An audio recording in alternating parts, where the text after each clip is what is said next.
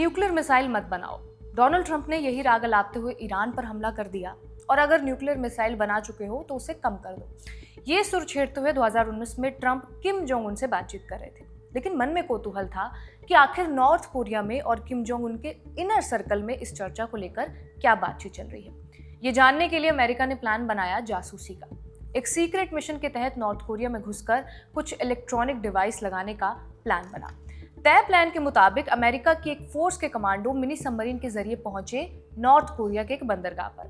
यहीं से उतरकर उन्हें नॉर्थ कोरिया में दाखिल होना था, लेकिन उतरते ही उन्हें एक बोट दिखी जिस पर कुछ लोग सवार थे। अमेरिकी फोर्स को लगा कि उनकी जासूसी पकड़ ली गई है। उन्होंने तुरंत बोट पर फायरिंग कर दी और नतीजा ये हुआ, नाव में बैठा एक एक आदमी मारा गया।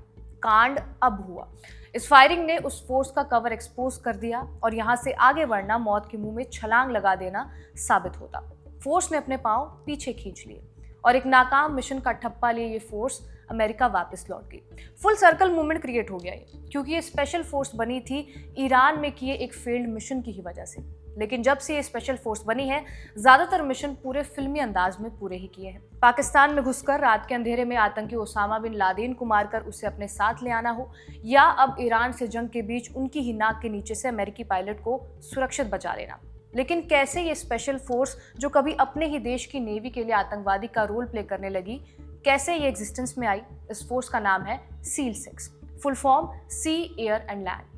वो फोर्स जो ऑफिशियली तो अमेरिका के किसी सरकारी डॉक्यूमेंट्स में एग्जिस्ट ही नहीं करती, बस चलते फिरते मिशन को अंजाम देती है। कैसे एक फील्ड मिशन के बाद बनी ये फोर्स दुनिया की सबसे ताकतवर सीक्रेट फोर्सेस में से एक बनी, और क्यों इस फोर्स की ट्रेनिंग को जहन्नुम जितना बदतर कहा जाता है, पूरी कहानी बताएंगे इस वीडियो में।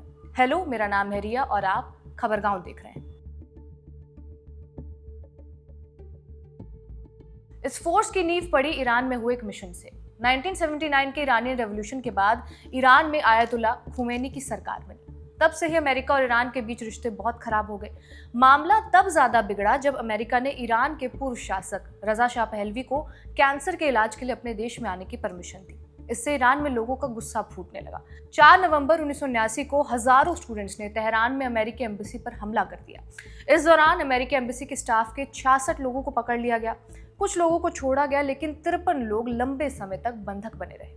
उस समय अमेरिका के राष्ट्रपति जिमी कार्टर ने इसे बातचीत से सुलझाने की पूरी कोशिश की, लेकिन जब कोई हल नहीं निकला तब उन्होंने मजबूर होकर एक ऑपरेशन को मंजूरी दी, ऑपरेशन ईगल क्लॉ। प्लान ये था कि स्पेशल फोर्सेस के कमांडोज पहले प्लेन से ईरान के रेगिस्तान में उतरेंगे, रेगिस्तान में ही एक बेस बनाएंगे, वहां हेलीकॉप्टर फोर्सेस के साथ कोऑर्डिनेट करेंगे और फिर ये टीम आगे बढ़कर तेहरान पहुंचेगी और हॉस्टेजेस को छुड़ाएगी, वापस लाएगी। लेकिन मिशन शुरू होते ही दिक्कतें भी शुरू होने लगी। रास्ते में तेज रेत का तूफान आ गया, जिससे कई हेलीकॉप्टर्स खराब हो गए। कुछ को वापस मुड़ना पड़ा और जब टीम रेगिस्तान में पहुंची तो उनके पास जितने हेलीकॉप्टर्स होने चाहिए थे उतने बचे ही नहीं। हालात देखकर मिशन को रोकने का फैसला लिया गया और वापसी की तैयारी हुई, लेकिन उसी दौरान एक बड़ा हादसा हो गया। एक हेलीकॉप्टर और एक ट्रांसपोर्ट प्लेन आपस में टकरा गए और इस टक्कर में 8 अमेरिकी सैनिकों की मौत हो गई और मिशन पूरी तरह फेल। ईरान के तेहरान में फंसे लोगों को बचाने की कोशिश नाकाम रही। इस एक फेल्ड मिशन के बाद अमेरिकी सेना को ये समझ आ गया था कि उन्हें एक ऐसी छोटी, तेज और तुरंत एक्शन लेने वाली टीम चाहिए जो खास तौर पर समुद्र से जुड़े ऑपरेशन और हॉस्टेज रेस्क्यू के लिए ट्रेन की गई हो। उस समय के नेवी चीफ थॉमस हेवर्ड ने ये जिम्मेदारी दी नेवी में रिचर्ड मार्किनको नाम के अफसर को। हेवर्ड ने मार्किनको को बस एक अल्टीमेटम दिया, तुम्हें ये टीम बनानी है, लीड करनी है, ट्रेन करनी है और तुम्हारे पास सिर्फ 6 महीने हैं। इस टीम को बनाने में तुम फेल नहीं हो सकते हो। मार्किनको शुरुआत से ही समझ चुके थे कि अगर उन्होंने इस यूनिट को सिर्फ एक आम सील टीम की तरह बनाया तो इसे आर्मी की डेल्टा फोर्स के नीचे काम करना पड़ेगा। इसलिए उन्होंने इसे सील कमांड का नाम दिलवाया और नाम रखा सील 6। नाम रखने में भी मार्किनको की एक स्ट्रैटेजी थी। उस समय असल में सिर्फ 2 सील टीम, टीम 1 और सील टीम 2 थे, लेकिन उन्होंने इस यूनिट का नाम रखा सील टीम 6, सिर्फ और सिर्फ दुश्मनों को कंफ्यूज करने के लिए, खासकर सोवियत इंटेलिजेंस को, ताकि उन्हें ये लगे कि अमेरिका के पास पहले से ही कई और सीक्रेट टीमें मौजूद हैं। ये किस्सा खुद मार्किनको अपनी किताब रोग वॉरियर में बताते हैं। अब बारी थी टीम के लोगों को चुनने की। मार्किनको ने खुद इंटरव्यू लेकर करीब 90 लोगों को चुना, लगभग 75 जवान और 15 ऑफिसर्स। उन्होंने ज्यादातर लोग उन यूनिट से लिए जो पहले से ही काउंटर टेरर ऑपरेशन में एक्सपर्ट थे। कुछ सील टीम 1 से भी लिए गए। मार्किनको का लोगों को ढूंढने का तरीका थोड़ा अलग था। वो ऐसे लोगों को ढूंढ रहे थे जो अग्रेसिव हो, बहादुर हो, हर हालात में काम करने वाले हो, लेकिन जरूरत पड़ने पर आम आदमी की तरह भी दिख सके। इसलिए उन्हें लंबे बाल, दाढ़ी या फिर थोड़ा अलग लुक रखने को कहा गया, ताकि वो कहीं भी जाकर अंडर कवर काम कर सके। ऑफिसर्स को चुनने के बाद बारी थी ट्रेनिंग की, वो ट्रेनिंग जिसे जहन्नुम कहा जाता था और जिसे 75% लोग पास नहीं कर पाते थे। सील 6 की सबसे बड़ी ताकत उनकी ट्रेनिंग में शूटिंग थी, कैसे बंदूक चलाई जाए। हर आदमी हफ्ते में लगभग 2500 से 3000 गोलियां चलाता था, ताकि उसका निशाना और कंट्रोल दोनों परफेक्ट हो जाए। टारगेट भी आम नहीं होते थे, बड़े बड़े पुतलों की जगह छोटे छोटे 3 बाय 5 इंच के कार्ड चिपकाए जाते थे, और जब तक 2 गोलियां उस टारगेट तक नहीं लगती तब तक ट्रेनिंग दी जाती थी। ट्रेनिंग को धीरे धीरे और मुश्किल बनाया जाता था। शुरुआत में ड्राई फायर होता था, लेकिन बाद में असली गोलियों के साथ कमरों में घुसकर ऑपरेशन करने की ट्रेनिंग दी जाती थी। इसमें 4 से 6 लोगों की टीम मिलकर कमरों में घुसकर सेकंड्स में ये तय करते थे कि सामने वाला अपना है या फिर दुश्मन। मार्किनको का एक मंत्र था, the unit must wait in training to bleed less in combat. वो मानते थे कि ट्रेनिंग कभी सेफ होनी ही नहीं चाहिए। बंदूकों के बाद एयर ऑपरेशंस आते थे। इन ऑपरेशंस में 2 तरह की ट्रेनिंग दी जाती थी, एक जिसमें पैराशूट से उतरने की ट्रेनिंग होती है और दूसरी जिसमें आर्म प्लेन से उतरने की स्किल सिखाई जाती थी। पहले करीब 30,000 फीट की ऊंचाई से जंप करके तुरंत पैराशूट से उतरने की ट्रेनिंग दी जाती थी, और इसके बाद यूनिट लीज पर लिए गए 727 कमर्शियल जेट से कूदने की भी प्रैक्टिस करवाती थी। मकसद ये था कि अगर जरूरत पड़ी तो सिविलियन फ्लाइट के जरिए भी सीक्रेट तरीके से मिशन को एग्जीक्यूट किया जा सके। बंदूक प्लेन के बाद होती थी हेलीकॉप्टर से उतरने की ट्रेनिंग, जिसमें सिर्फ 4 सेकंड दिए जाते थे और 4 सेकंड में 60 फीट की ऊंचाई से 6 लोगों को हेलीकॉप्टर से उतरना होता था, और ये सब होता था दिन के 18 घंटों तक और 7 दिन। जब बंदूक और एविएशन की ट्रेनिंग मिल जाती तब ट्रेनीज का अगला पड़ाव होता था एक हफ्ते का रगड़ा, जिसे हेल वीक कहा जाता है। इस एक हफ्ते में सिर्फ 2 घंटे की नींद अफसरों को दी जाती थी। सील टीम 6 के फाउंडर रिचर्ड मार्किनको अपनी किताब में बताते हैं, ये एक अंडर वाटर ट्रेनिंग होती है। यह हफ्ता सोमवार आधी रात के बाद शुरू होता और 6 दिन तक चलता।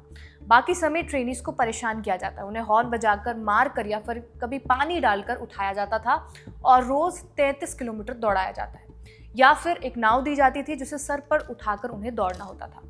फिर उसके बाद ट्रेनीज को कीचड़ में फेंका जाता था, और इसी कीचड़ में घुसे हुए ट्रेनीज पर लाइव फायरिंग की जाती थी और इस्तेमाल होता था विस्फोटक। इस पूरे प्रोसेस में हमेशा ये ध्यान रखा जाता था कि ट्रेनिंग करने वाले गीले, थके हुए या फिर दर्द में रहे। इसके अलावा सबको हाथ पैर बांधकर पूल में फेंक दिया जाता था, और उन्हें इसी में बिना पैनिक किए ऊपर भी आना है, सांस लेनी है और फिर नीचे जाना है। इस हफ्ते को बामुश्किल 20% लोग पास कर पाते थे, और कई अफसरों की जान भी इस ट्रेनिंग के दौरान गई है।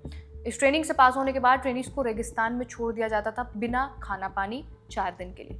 इस पड़ाव के बाद उन्हें मेडिकल सर्जरी करना सिखाया जाता था, जिसमें एक बकरी दी जाती थी जिसकी सर्जरी करना सिखाया जाता था। जब ये सब हो जाता तब आता शराब वाला पड़ाव। रिचर्ड मार्किनको अक्सर ट्रेनिंग करने वाले अफसरों के साथ 18 घंटे की ट्रेनिंग के बाद 5-6 घंटे तक बैठकर शराब पीते थे, क्योंकि उन्हें लगता था कि जब इंसान पूरी तरह थका हुआ हो और नशे में होता हो तभी उसकी असली सोच बाहर आती है, और इसी से वो समझ पाता है कि कौन प्रेशर में भी फोकस रहता है और कौन कमज़ोर पड़ जाता है। कई बार अगले दिन सुबह जब सबका सर दर्द से फटा हो रहा होता था या फिर आंखें लाल होती थी, तब भी उन्हें स्विमिंग और दौड़ लगानी पड़ती थी, और इससे ये देखा जाता था कि कौन इंसान खराब हालत में भी परफॉर्म कर सकता है। मार्किनको का एक रूल था, अगर कोई इंसान तुम्हारे साथ लड़ाई में जान देने के लायक है तो वो तुम्हारे साथ बैठकर पीने के भी लायक है। इसी भयानक ट्रेनिंग से तैयार होती थी सील 6, लेकिन कहानी यहीं तक नहीं रुकती। कहानी में आगे नया ट्विस्ट तब आता है जब ट्रेनिंग के बाद मार्किनको ने नेवी को टेस्ट करने के लिए एक खास सेल बनाया, रेड सेल। इस टीम का काम था खुद को टेररिस्ट बनाना और नेवी की कमजोरियां दिखाना। इसमें कुल 14 लोग थे, 3 अफसर और बाकी सील टीम के लोग। तरीका ये था कि टीम किसी भी रूल को फॉलो ना करेगी, बिल्कुल असली टेररिस्ट की तरह सोचेगी, काम करेगी। टीम के लोग आम आदमी की तरह घूमते, बार या पब में जाकर बेस के कर्मचारियों की आईडीज चुराते और उनकी बातचीत सुनते।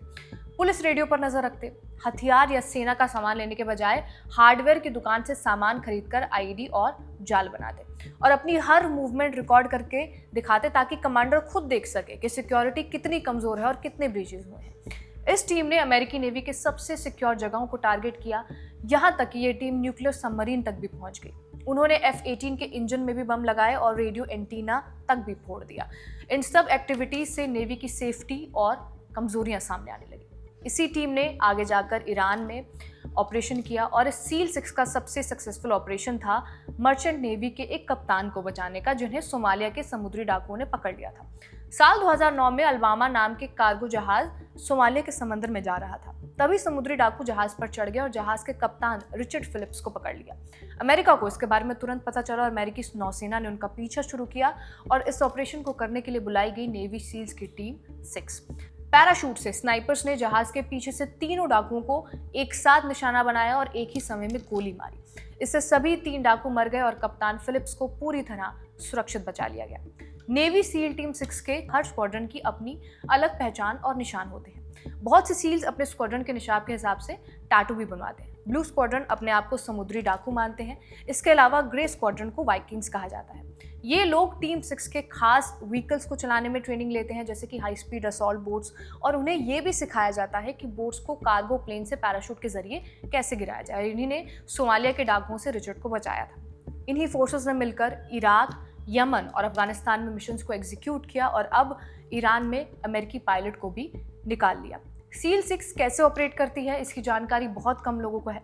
हमने ये सारी जानकारी सील के फाउंडर रिचर्ड मार्किनको की किताब रोग वॉरियर और कमांडर रहे डॉन मैन की किताब इनसाइड सील टीम 6 से ली है।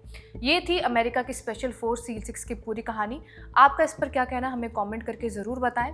इस वीडियो को रिकॉर्ड किया है हमारे साथी तौफीक ने। आप देखते रहिए खबरगांव। शुक्रिया।